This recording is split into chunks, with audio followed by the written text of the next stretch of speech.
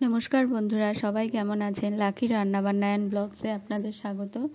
তো এই দিনটা ছিল জামাই ষষ্ঠীর দিন। হঠাৎ করে আমি একটা মাসির বাড়ি যাই। তো উনি হচ্ছেন আবার সদাচারী, মানে ভক্ত, বৈষ্ণব ভক্ত। এইখানে কিছু রান্নাবান্না হয়েছে, আর বাকি হচ্ছে আর ফল কাটা হচ্ছে, মানে ষষ্ঠীর ফোঁটা দেওয়া হবে।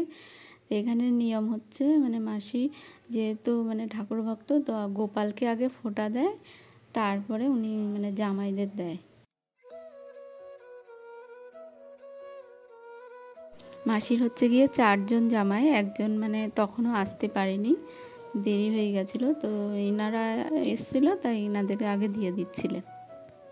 বড় জামাই থেকেই স্টার্ট করেছিলেন, মানে ছোট যিনি উনি মানে একটা অসুবিধার কারণে পরে এসেছিলেন।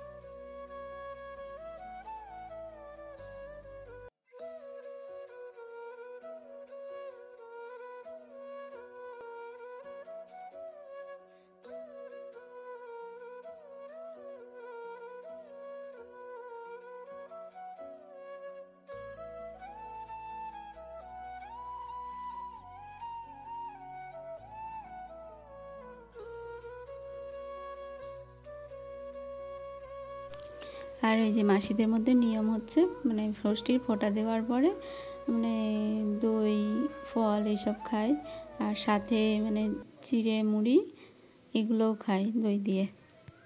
তো ভিডিওটা আপনাদের কেমন লাগলো অবশ্যই কমেন্ট করে জানাবেন। আর আমি শেষে আসার পথে দেখলাম এক জায়গায় মানে ষষ্ঠী হয়েছে।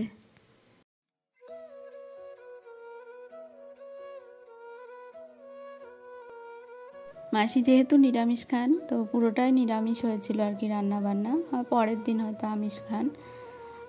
তো আগে ওদের স্টার্ট হয়, মানে আগে এগুলো ভোগ দিয়েছিল, ভোগ দিয়ে তারপরে এই যে বেগুনি, তারপরে ফ্রাইড রাইস যেটা বলি, আর পনির, মানে ও যারা আর কি ঠাকুর ভক্ত ওরা এগুলো দিয়ে স্টার্ট করে, পরে সাদা ভাত দেয় এগুলো খাওয়া। পরে সাদা ভাত, বরবটি ভাজা, ডাল, লাউ, তারপরে পটল আলু তরকারি, চাটনি, পাঁপড়, মিষ্টি, এগুলো যা যা হয় আর কি।